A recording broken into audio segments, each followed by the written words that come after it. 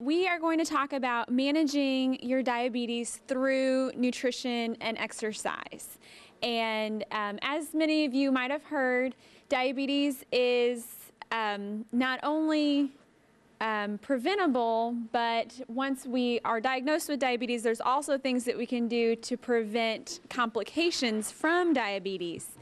And so the first thing I want to do, this is going to be kind of interactive, is I want to get to know you all a little bit better.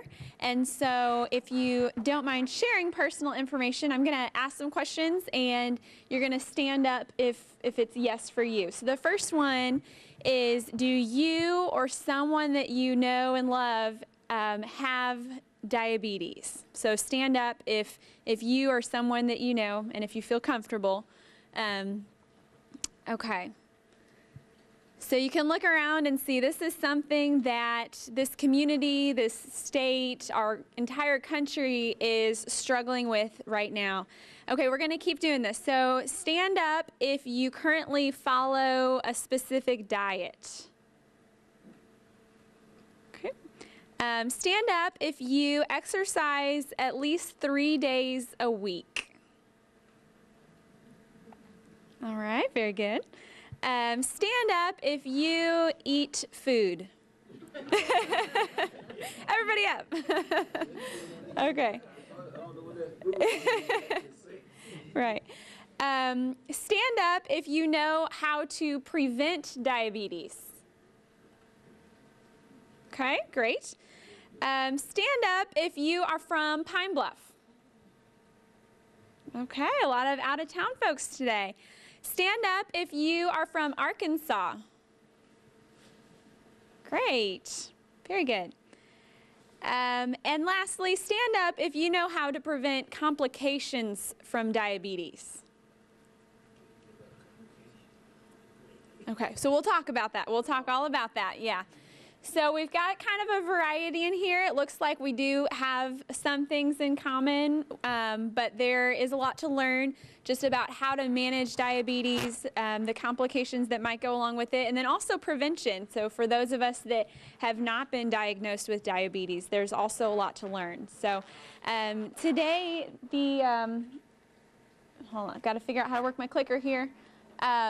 So basically, stopping diabetes starts now. So we want to stop diabetes in its tracks and do the right things with nutrition and exercise. So today we're going to talk a little bit about what is diabetes, the epidemic of diabetes, the risk factors for diabetes, the complications of the disease, and also preventing those complications once we've been diagnosed, okay? So I'm going to hand it over to Amanda to kind of start off with the basics of what is diabetes. Hi everyone. I want to start off and answer the main question, what exactly is diabetes? Well, it has to do with insulin, which is produced by your pancreas, and blood sugar. Okay, so what happens is when we eat food, our body digests it and turns into sugar, and it goes into our blood, and then goes into our cells and gives us energy. Well, the thing with diabetes is our cells can't get the sugar because our insulin isn't working properly, okay? So let me kind of explain this. When our blood sugar goes up, our pancreas releases insulin. And what insulin does is it's like a key, and it unlocks the door to your cells to let the blood sugar in, okay? So if we're not producing insulin or if it's not working right, then the sugar cannot get into our cells, okay? And this is what causes a lot of problems, okay? So there are two types of diabetes. There's type 1 diabetes, which usually affects children and young adults, but it can really affect anybody at any age. And this is when your pancreas doesn't produce insulin, okay? And then there's type 2 diabetes, which is the most prevalent form, and it affects older adults, but now it's starting to affect more and more younger people. And with this, your insulin is still being produced by the pancreas, but for some reason, the key isn't fitting into the door of the cell. So the insulin's there, but the blood sugar can't get into your cells, okay? So next, there's another form. So this is called prediabetes. So you're having some issues and your blood sugar's a little elevated, but it's not quite high enough to actually be called diabetes, okay? So we have up on the screen some of the tests that your doctor will look at to see what your blood sugar is looking like. So the A1C, what that is that's an average of your blood sugar over 3 months. So what it'll show is your blood sugars will have been a little high for the previous 3 months, okay? And then the fasting blood glucose, that's when you take your blood sugar when you haven't eaten anything. And then the oral glucose tolerance test, they give you a sugar pill and then test your blood sugar a few hours afterwards to see what your blood sugar looks like. Okay, so once again, prediabetes is where your blood sugar is a little high, but it's not high enough to be considered diabetes. And this is good because if we catch it early enough, we can do some lifestyle factors like exercise and diet and try to prevent it from getting worse and turning into diabetes and possibly even reversing it. Okay, so now I kind of want to talk about the scope of diabetes. So most of you stood up whenever Claudia asked how many of y'all knew people with diabetes or had diabetes. Well, that's because 26 million Americans currently have diabetes. So it's no surprise that y'all either have it or know somebody who does.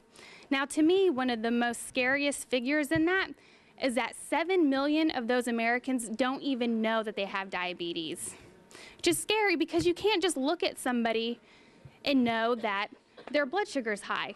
It's inside of you. Now, they might have some symptoms like increased thirst or increased urination, and they might just not feel good. But most people don't know that those things are caused by high blood sugar, so they just don't know that they have it, okay? Another fact is that nearly 2 million new cases of diabetes will be diagnosed each year, and 70 million Americans have prediabetes. So they're right on the verge of developing it, but they're at that point where they can do something about it, okay? So looking into the future, diabetes has the potential to become a huge problem. It's already a problem, but it has the potential to become an even bigger problem. So as many as 1 in 3 Americans will have diabetes by the year 2050, unless we do something about it. So that's what we hope to do with this presentation, help educate about the things that we can do to prevent it. So this is just a map showing where diabetes is most prevalent. The dark red is the highest percentage of the population with diabetes. And as you can see, Arkansas has quite a few cases of diabetes. So this is, something good that this region really needs to learn about. Okay, so not only is diabetes bad for our health, but it also is bad on our wallets. It costs a lot of money, okay, from the drugs and the treatment and also from the complications. So on this slide, we just have a few facts about how much diabetes costs annually. So to diagnose diabetes, it costs $174 billion each year. Let's see, 1 out of every 10 healthcare dollars is attributed to direct diabetes care, and 1 out of every 5 healthcare dollars is spent caring for somebody with diabetes. Okay, so now that we know a little bit about the background of diabetes, who's at risk? Some of the risk factors: if you're overweight, if you have a parent, brother, sister, or any family member with diabetes, because it's genetic. Your nationality can increase your risk. If you're African American, Hispanic, or Native American, you're at an increased risk. If you've had a baby weighing greater than 9 pounds, or if you've had gestational diabetes, then you're at greater risk. If you have high blood pressure, or low good cholesterol, which is your HDL, or high triglycerides, you're at increased risk. So as you'll see from this list, A lot of these things aren't preventable, like genetics. You can't help who your parents are, but the one big thing that I see that is, you can do something about is being overweight. Because what you eat and how much you exercise can affect that. So you can do something about those things, okay? So now I want to talk about the complications. So some of the reasons the healthcare cost is so great is because diabetes can lead to multiple complications, which leads to hospital stays and doctor's visits and things like that. So one of the complications is heart disease and stroke. So having high blood sugar is not good for our blood vessels. So if the blood vessels leading to our brain and heart are damaged, then the blood has trouble getting there, and that can lead to heart attacks and stroke. So that's another good reason to control your blood sugar, is because it prevents heart disease. Another complication is kidney disease. So the kidneys filter waste products out of your body, and if your blood sugar is constantly high, then it's really strenuous for the kidneys, and they could start to shut down and lead to kidney disease. And it can even progress to renal failure, and it could even lead to dialysis, which is where a machine filters your blood for you. So another big complication is amputations of the lower limbs from having chronically elevated blood sugar. Now, the reason this happens is because the high blood sugar affects our nerves. And so what can happen is you can lose feeling in your feet, and you might accidentally step on something or get a cut on the bottom of your foot, and you don't know it's there, and it might get infected, and it might not heal properly. And so that can lead to a toe amputation, sometimes a foot amputation, and even a whole leg occasionally. So that's a pretty serious complication. So, okay, the next one is blindness. Okay. Once again, the elevated blood sugar can affect the blood vessels in your eyes and affect your sight. And we don't want that, so it's another reason to work on controlling your blood sugar. Okay, now we're going to talk about preventing some of these complications, okay? And I'm going to turn it back over to Claudia. All right, thanks, Amanda. So now you all have a good backdrop of understanding of what diabetes is, what are the risk factors, and what are those complications. So why are we trying to control our blood sugar? Well, it's because we don't want any of the things that Amanda's just been talking about. And as kind of far-fetched as those things sound, like amputations, blindness, kidney failure, we're dietitians here at JRMC in Pine Bluff, and I will tell you that we see these complications every single day. We see many, many people that have complications from high blood sugar. So this is not, it's not a rare occurrence, unfortunately, and that's why this is so important, because we don't want to continue to see more and more people with these preventable complications, okay? So it takes kind of a lifetime of hard work with that nutrition and exercise, but it pays off in the end when you don't have to get your leg amputated or you don't lose your vision. So, so now we're gonna get into kind of the more positive part of what can we do. So we spend so much time talking about the weather, things that we can't change, right? We spend a lot of time thinking about the weather, watching it on TV, but we can't do anything about it. But our nutrition, our exercise, our health, those are things that we can control. And there are things that we can do to prevent complications. So the ABCs, just kind of the basic here of preventing complications with diabetes. A stands for your A1C. And so if any of you do have diabetes, your doctors probably talk to you about that. But basically it's hemoglobin A1C, and it's a measure of what your average blood sugar is over the past 90 days or so. So about 3 months of what is your average blood sugar. And we'll go into each one of these a little bit more in depth. B stands for your blood pressure.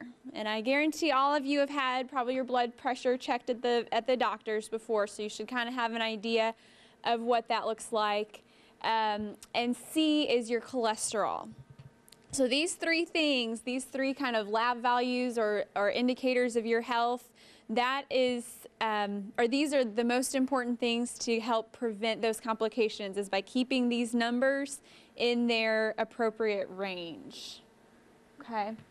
So as I mentioned, you definitely want to ask your physician about your A1C. So it is an average, so it lets you know what your blood sugar is doing when you're sleeping or when you're eating or when you're not checking it. Because even if you do have diabetes, you're probably only checking it a couple times a day. So that's just sort of a snapshot of what your blood sugar really is. Whereas this is looking at all of that. That's like a spy cam looking at your blood sugar all day long, all the time for 90 days. And so you want to get that checked at least twice a year to give you an idea of how your blood sugar control is. And I say you, but I mean you or other family members, you know, helping those around you that do have diabetes. So the goal for most people is going to be about 7%. And your physician might have a slightly different number. You know, everybody's a little bit different, but 7% basically means that your average blood sugar is 154. So that means, you know, it's an average. So if you had an A1C of 6%, that would be more like 126 as your average blood sugar. And to give you an idea, so then at 8%, it would jump up to 183, which means basically for 3 full months, your blood sugar has been high. It's been 183. That's high. 9%, that means your blood sugar has been over 200 for about 3 months. And we do see these numbers at the hospital. We really do. I've also seen 10%, so that's 240. That's very high. That means, so that might be somebody that's newly diagnosed, maybe that they didn't even know that they were supposed to be checking or doing anything, so it's kind of just uncontrolled. 11% also uncontrolled, 270, so that's very, very high. And then 12% is close to 300, so that would, you know, definitely be leading to some complications if we don't get that under control right away. So so kind of, like I was saying, so kind of transferring it to what does that look like for the blood sugar reading, the EAG is an estimated average glucose. So that just kind of corresponds with that percent. So like I said, like a 7% is about a 154 for this EAG. And so it uses the same units as you would see on your glucometer or your, you know, where you measure your blood sugar. Okay, so that was the A. So A basically is your blood sugar, that A1C. The B for preventing complications is beware of your blood pressure. Stand up if you have had your blood pressure taken in the past 6 months. All right, good job, great. Okay, go ahead and have a seat. So you kind of know maybe your number in your head, so you can be thinking about this, but high blood pressure, it raises your risk for those complications, for the heart attack, for a stroke, for eye problems and kidney diseases. So all of those kind of unpleasant complications that Amanda said statistically happen all the time, and we're saying we see all the time at the hospital. Your blood pressure has an impact on that. So you want to get your blood pressure checked every time you go to the physician. And for people with diabetes, that goal is going to be 130/80. And so basically, the blood pressure, it's the blood that's pushed through the arteries is kind of that first number, or the systolic number. And then the second number is that pressure of once the blood's in the artery. So you don't want either of those to be high. You want it to be the goal of 130/80 for that. And there's some things that you can do to help lower your blood pressure. And again, these are controllable things. These are things that you have power to change. The first one is cutting back on salt. Does anybody know where we get most of our salt in our diet? Processed foods. Yes. Okay. Yeah, definitely processed foods, I heard. So even if you're not using that salt shaker on the table, but you're eating at you know, McDonald's or wherever all the time, those foods have a lot of hidden sodium, and also just processed foods at the grocery store. So things that maybe taste sweet, like a cookie or some sort of ding dong or something like that, those actually have sodium in them too, even though we're saying, well, this is a sweet food. Just the processing will add sodium. So that's something that you can cut back on to work on lowering your blood pressure. And the second one that also I feel is controllable is losing weight. So we'll talk a little bit more about that, but weight is definitely a factor on everything that we're talking about. So if you can get down to a normal weight, that will make a huge impact on all of these complications. It'll make a huge impact on your blood sugar control. So, and we'll talk more about nutrition and exercise and kind of how to make that happen, but definitely losing weight will affect your blood pressure. If you're a smoker, quit smoking. That's another big one. Alcohol, if you're having more than 1 to 2 drinks a day, that can impact it. If your physician has prescribed you with blood pressure pills, you want to be sure to follow the physician's recommendations. And also exercise. And like I said, we'll go more in depth about that. But for weight loss, it's about 60 minutes a day of exercise. Okay, so, and just even for just standard maintenance, we still need to do 150 minutes a week. So think about, you can kind of think about yourself here and see, you know, am I doing that? Am I taking the right steps? Okay, so we've got the A, which was the A1C, the B, the blood pressure, and now C is check your cholesterol. So LDL is that bad cholesterol. So basically that is taking the fat where you don't want it to go. So it's going back towards your heart. Whereas the HDL helps kind of remove some of that fat. It's a good cholesterol, so we want the HDL actually to be high, and we want the LDL to be low. The triglycerides is a measure of fat, essentially, and that can also raise your risk for heart attacks and stroke. So you kind of see a lot of these things are just intertwined. A lot of the things that we're talking about just kind of lead right back to one another. So cholesterol is very important to know those numbers too. So our goals, we want our LDL to be less than 100, and then that HDL I said was good, so we actually want it to be above 40 for men and above 50 for women. And I will just add this in here, but exercise is a great way to raise your HDL. So that's one of the only ways that we can actually raise that HDL is by getting physical activity. Triglycerides, we want to be less than 150, and those can be affected by eating too much of those high-fat foods. Question. Sure. You mentioned blood pressure 130 over 80. Mm-hmm. Is that deal with any age limit or anything like that? That's just the general goal for people with diabetes. So yeah, that would be the goal if you do have diabetes. It's a little bit lower for the general population. Is it 120 over 70 or 80? Yeah, 120 over 80 for if you don't have diabetes, then that would be the goal. Good question. So there's a few steps that we can take for managing our cholesterol. Again, these are controllable things, so I'm not telling you to do things that you can't control. Like Amanda said, I'm not saying, you know, maybe go get some new parents or new siblings, or, you know, I'm not going to ask you to do that because you can't.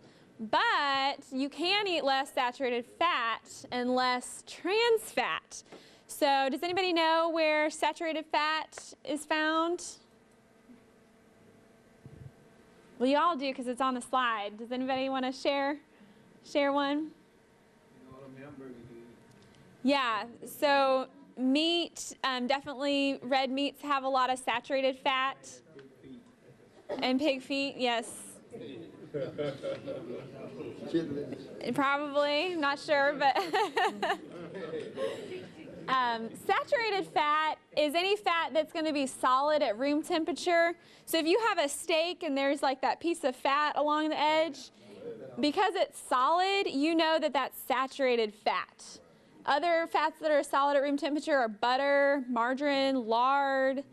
Trans fats are found in foods that are processed a lot, so things like potato chips, Oreos, just some of those really processed foods. The better types of fats are going to be those that are liquid at room temperature, so the olive oil, canola oil, you know, those types of things. Also eating foods that are high in fiber. So these are foods that actually taste delicious and are some of my favorites, like oatmeal and beans, peas, citrus fruits.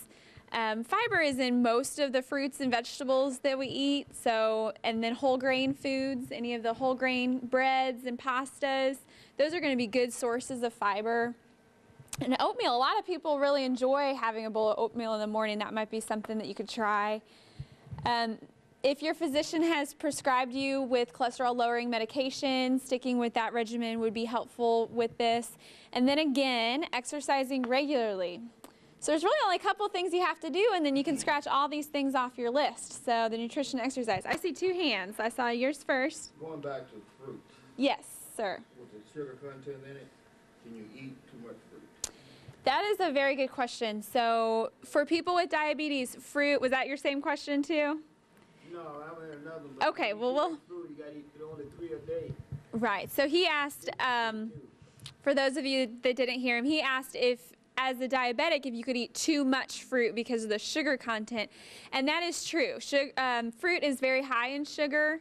So if you are diabetic, you don't want to get all of your fiber from fruit. You do want to limit it to about 3, maybe 4 servings of fruit per day. And I would watch the portion size too, because sometimes where we might be able to sit down and eat a whole bundle of grapes, only 15 grapes is a serving. So that's a good question. Yes. What You have a follow-up. All I eat for lunch every day is fruit, like a banana, orange, apple, every day. Okay. So I'm not eating too much. Well, Diabetic.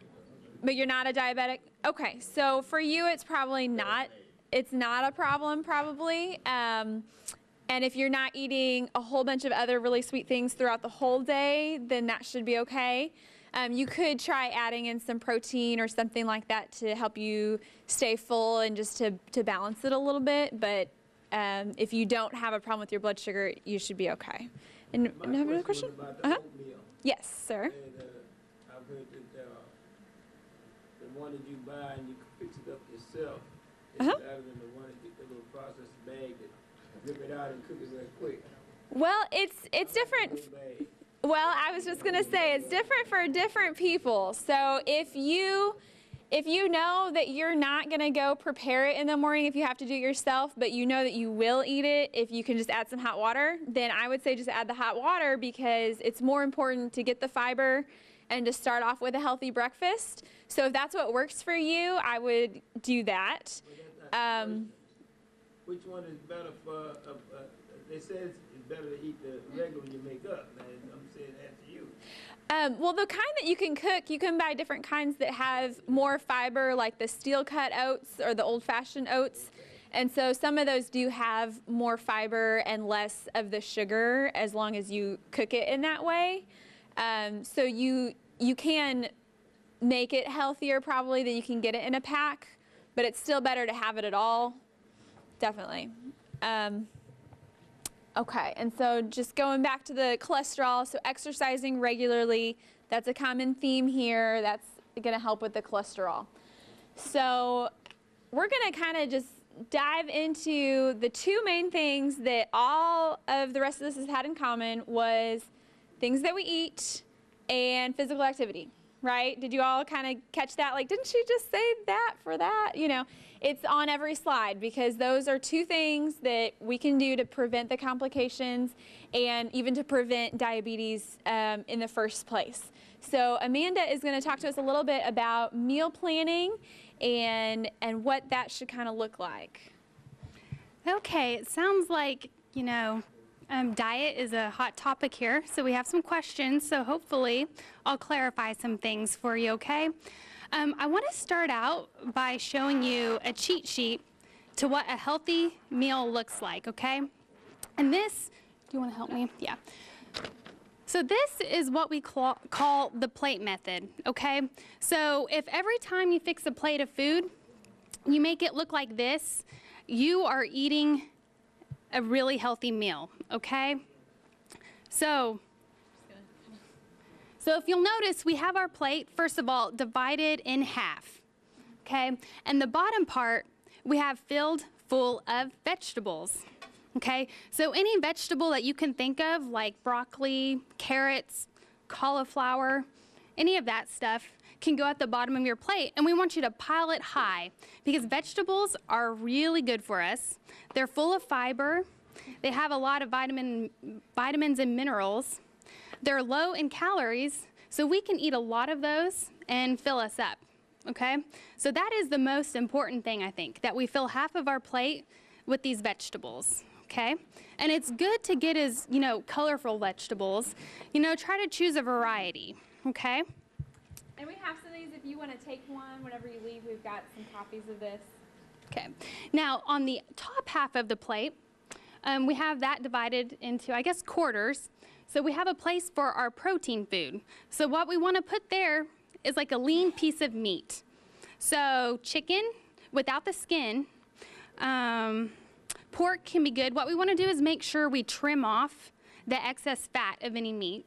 And we want to try to choose grilled, broiled, or baked meats, okay? Because fat, fried foods, so fried meats like fried chicken, it can have a lot of added fat.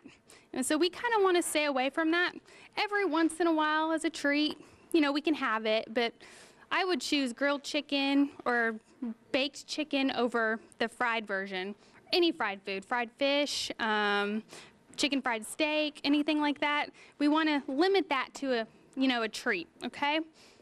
And on the other part of the plate, we have a place for our starch. Here they have a potato, which is one of the 3 starchy vegetables, okay? So we want to try to limit the amount of our starchy vegetables, which are potatoes, peas, and corn, okay? So those have a lot of starch, which means they have a lot of calories. So we're going to try to use portion control with those. So we'd put them in a smaller part of our plate. Now, other starchy foods would be like rice, beans.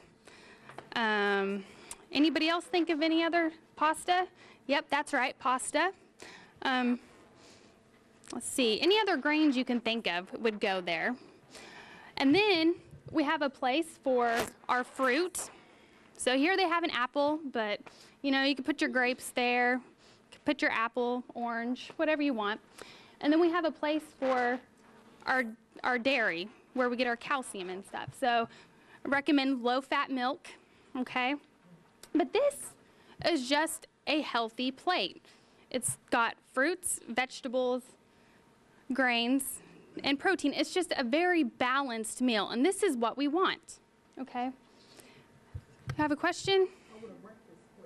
A breakfast plate? Well, let's see here. We could have some, yeah. Exactly. So we could have our egg white up here in the protein portion. And then we could have a serving of oatmeal. So we could put that, in the starch. Yeah, grits could go there. And then we could have some fruit. I don't know how many of y'all like to eat vegetables for breakfast, but, well, that's good. So if you like your vegetables, have them too. You can eat those pretty much an unlimited amount, as long as you're not putting too much butter and oil on them, okay? I usually shoot for like 3 different food groups at breakfast, so you might not get everything at a smaller meal like breakfast, but if you can aim to have a variety doing the 3 food groups, like she said, with an egg white, oatmeal, and a piece of fruit, then that's a balanced meal. So any other questions about this? What takes on your almond milk and soy? Those can be good for you. You want to watch the sweetened versions of those can have a lot of sugar, so you might want to turn it over and read the label and compare the sugar content. That's about the only. Can you think of anything else to watch? Yes? Is it better to eat vegetables raw or cooked? Okay, the question is it better to eat vegetables raw or cooked? Well, either way is great. So, you know, if you want to cover all your bases and you're worried about that, eat some raw and eat some cooked. But, you know, cooking can take some of the nutrients out. So what we want to do is steam them, roast them. If you're going to boil them in water, some of the nutrients can leach out into the water. So maybe leave some of the cooking water with them. But if you don't want to do that, stick with steaming or roasting. Yes, in the back. I know that the healthier alternative would be something like turkey bacon. But how much better is turkey bacon compared to the pork or beef products? Okay, so the question is for breakfast, how much better is turkey bacon compared to the beef or pork breakfast meats? Well, the turkey bacon can be lower in fat, but the thing that we need to watch out for with that is the sodium or the salt content. So the turkey bacon as far as fat could be better for you, but the salt might be about the same or worse. So once again, we want to turn our foods over and read the food labels and compare them. Because some brands, I'm sure, make a low sodium version, and that's what you're going to want to go for. Okay? Yes? I eat, every morning I eat oatmeal. Mm-hmm. I leave my house already. And then, but my concern is that when I come to gym lunch, I usually pack my sandwich and I have lots of vegetables, different kinds of eat them raw. Vegetables and some fruits.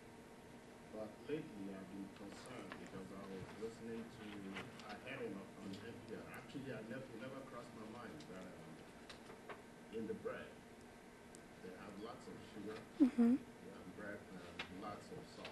So my concern lately is, you know, I try to balance my meal on the bread. So I'm thinking, what should I use as a substitute? Okay. So the concern is he's concerned about bread. And if it's too much sugar, would you say that's a lot of your... Okay, sugar and salt. Well, there's a big misconception out there that carbohydrates are bad for us. And that's what bread is. Bread is a carbohydrate. Okay, a lot of people think those are not good, but when in fact they are good for us, okay, because they have some nutrients that we need. And so with the bread, I would say you can have your bread, but choose a healthy version. Go for whole wheat bread. Yeah. Well, my concern is just the salt content This. and the sugar content that is in the bread. I mean, the bread is okay. I mean, I toast them every day. Okay. But the thing is just my concern for the salt and the sugar. Okay. Because I eat it every day. Yeah. Well, once again, it comes down to the label. I wish there was some brand or some type of bread I could recommend off the top of my head, but it's important to read those labels and compare them. I think it's part of a balanced diet too. It sounds like you're not eating a loaf of bread, you're Yeah. eating just a sandwich, and so I feel like that would be okay. So moderation. So, okay, we are going to have hopefully some more time for questions towards the end, but I'm sorry, what? That's true. That's true. But I want to make sure that we get to our next part of the presentation, which is about exercise, because that is another important part of the things that we can control, okay? So I'm going to turn it over to Claudia again. Great, and we can follow up with those questions also at the end. Amanda's right, exercise is another really important part of of what we can do to prevent those complications. So the first thing I want to do, again, I know I keep making you guys get up. Everybody stand up. We're just going to kind of stretch out here for a minute like we would be preparing for exercise. So can everybody touch your toes? At least touch your knee, okay. What about stretch to the right? Stretch to the left. What about, can you stand on one foot? Stand on the other foot. Maybe use a partner, use a neighbor. All right, everybody kind of shake it out, okay. All right, everybody sit back down.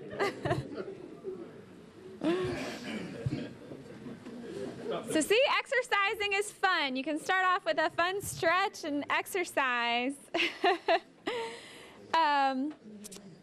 Basically, exercise is just a very essential part of the prevention of diabetes and the management of diabetes. So that means everyone. So everyone in here either has diabetes or doesn't have diabetes.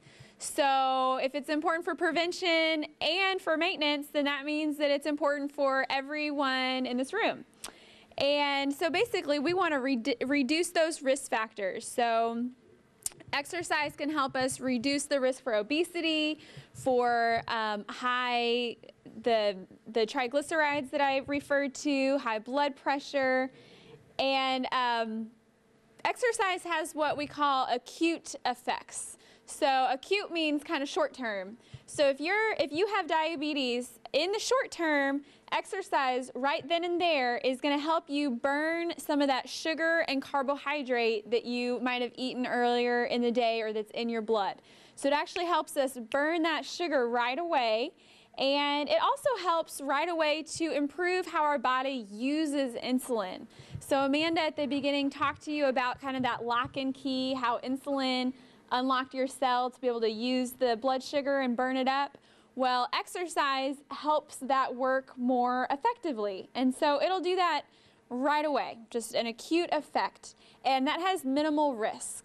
So I know sometimes if you have diabetes, you might be nervous about having low blood sugar. And that can be a concern, but your risk is very, very low. So the benefits far outweigh the risks of exercise, okay? So it's way more beneficial for you to get exercise.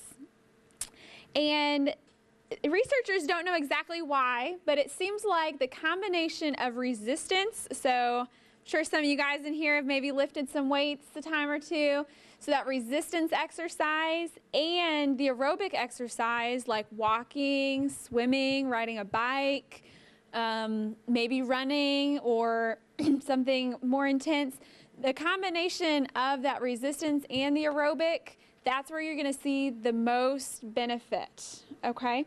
And then there's also long-term effects of exercise. So we call those like chronic effects, or actually in this case, chronic benefits. So we usually talk about chronic disease. These are chronic benefits of exercise. One of the biggest things is going to be weight loss. So exercise long-term can help us maintain our weight or actually lose weight, which is helpful for all of the things that we've talked about today. It also helps our body again with the insulin sensitivity, so it makes our cells use that insulin better. It helps us control our blood sugar. It prevents us from storing too much fat. And it also helps with our blood pressure like we talked about earlier. So there's a lot of short-term and long-term effects of exercise. We also find that exercise just improves quality of life. So people that exercise at least 150 minutes a week, they have reduced depression, they're just happier, just an improved quality of life when we exercise and get up and move around. And so the recommendation is if you have diabetes, you should be getting at least 150 minutes per week. So at least 3 days a week for almost an hour, you need to be exercising. So that's if you have diabetes. So that's to help prevent those complications.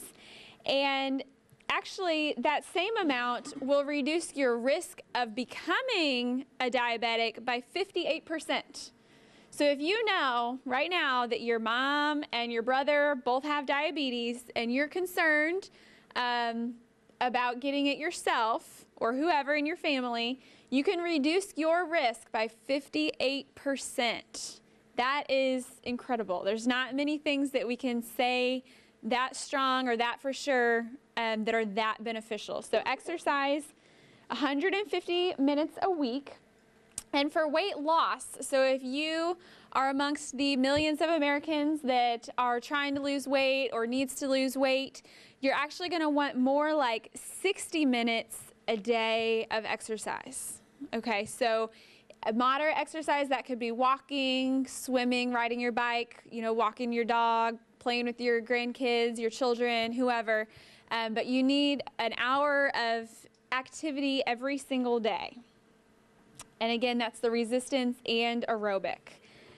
Now sometimes, so if you are thinking, I have not worked out in a very, very, very long time, you might want to see your doctor before you start an exercise program. So depending on what your health is like, your physician might want to do an exercise stress test to see what you're able to do. So you don't want to just start off and say, you know what, I think I'm going to run a marathon. You want to start off walking first, right? So you want to make sure that your body's going to be able to handle what you're wanting to do. And also, it's important if you are diabetic to check your blood sugar before you start exercising. And if your blood sugar is over 300, you don't want to exercise at that time. So you want to work on bringing your blood sugar down before you would start an exercise that day if it's above 300.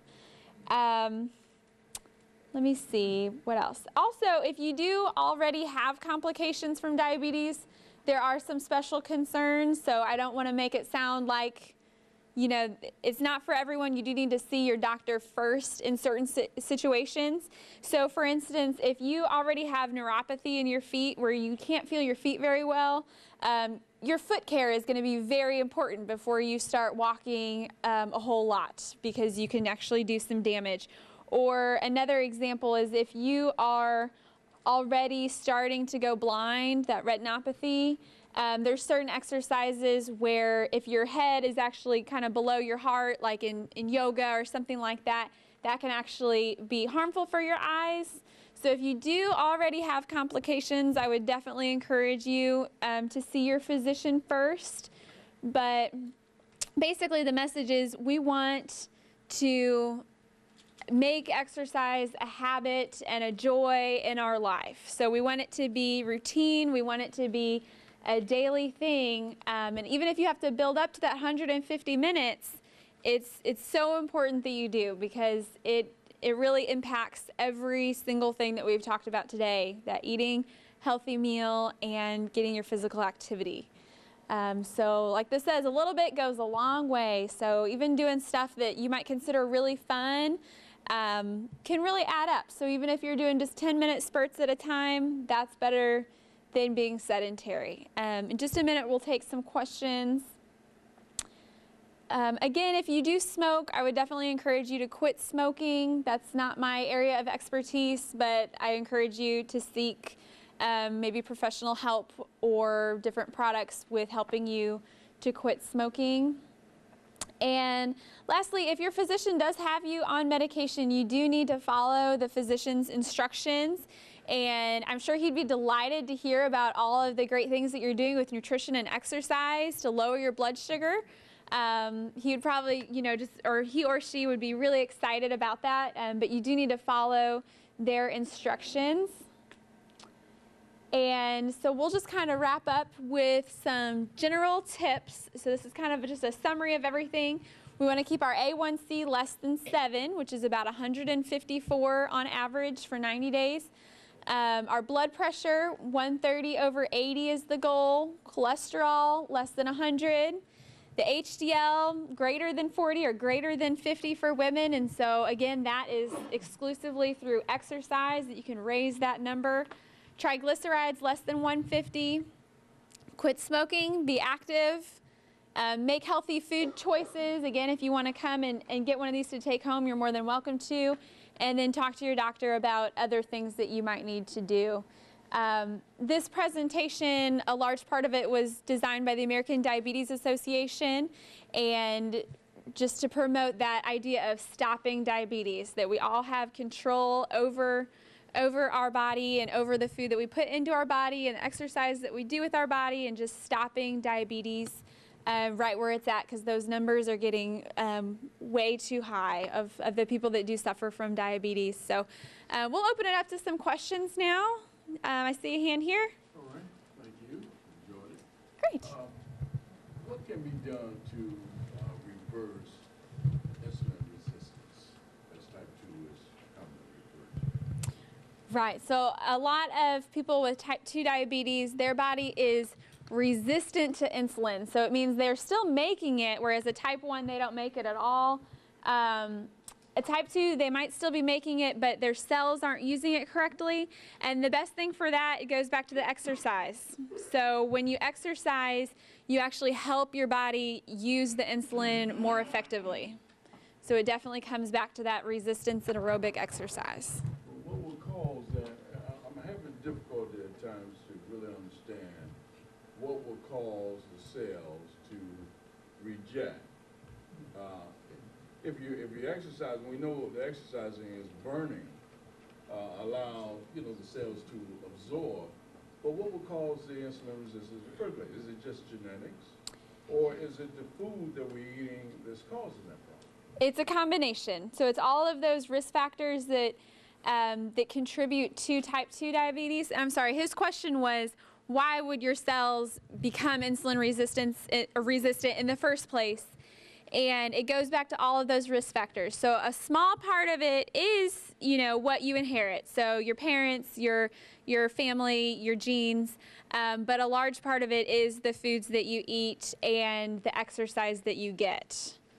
Yeah, so it's just a process that happens with the disease of diabetes. Did you have something to add to that? That was perfect. Okay. Yes, sir, in the back. Oh, sorry, I think he had his hand up first. Yes. I have a question. Sure. Does it matter how, I see people jogging, Uh-huh. running, well, walking especially, and I'm wondering, does it matter how brisk you walk, as slow as you go? That's a good question. Very good. So he asked, does it matter how fast or brisk you're walking? So some people you see, they're just kind of walking, whereas other people you see really, using their arms and walking quickly. And the 150 minutes, that's true. If you do this for 150 minutes, you're probably not going to get very far. You're not going to burn that many calories. So it definitely, that recommendation is for moderate to vigorous exercise. So you would want, to pick up the pace with the walking, starting at your own level. So if this is an improvement for you, to start off just moving. But definitely the more vigorous, you do have more calorie burned and you can see additional benefits. Yes. And a good rule of thumb is if yes. you can carry a conversation, you should be able to carry a conversation, but it shouldn't be easy. So You shouldn't be able to sing when you're exercising, but you should be able to talk.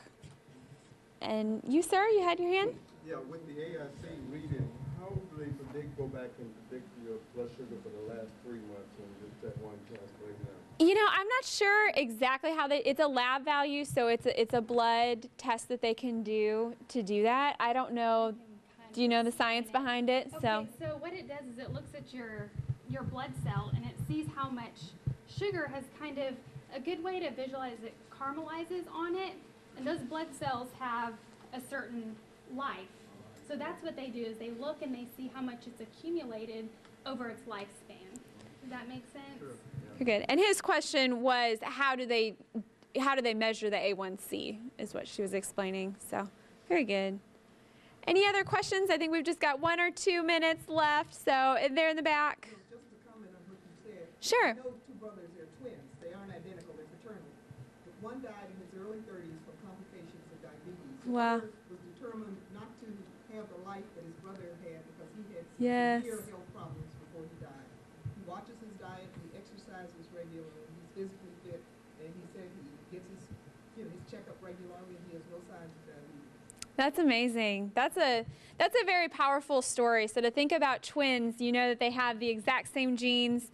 one dies from complications and the other makes those lifestyle changes with nutrition and exercise and prevents it altogether. That's a very powerful story. Thank you. Yeah, 'cause there's some new research showing that we have our genes, but our lifestyle choices affects whether or not they play out. So we might have the genes for diabetes, but there's a possibility that how we live our life can affect whether or not they actually, you know, lead towards diabetes. Okay. I think I saw one more right here. If you eat a lot of carbohydrates, will that raise your sugar level? Very good. So he asked if you eat a lot of carbohydrates, will that raise your blood sugar? And that is absolutely yes. So definitely those foods just need to be in moderation. So you don't have to avoid them completely, but definitely in moderation.